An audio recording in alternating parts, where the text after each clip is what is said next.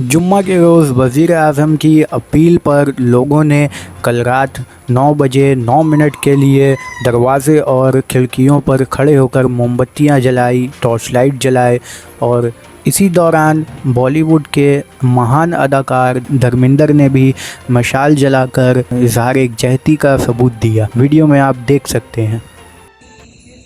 दोस्तों,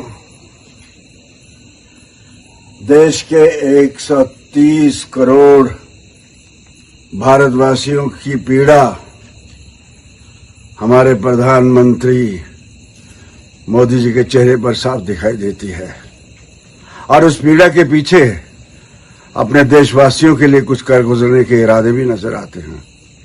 इसीलिए ने कहा है आज एक दिया जलाया जाए।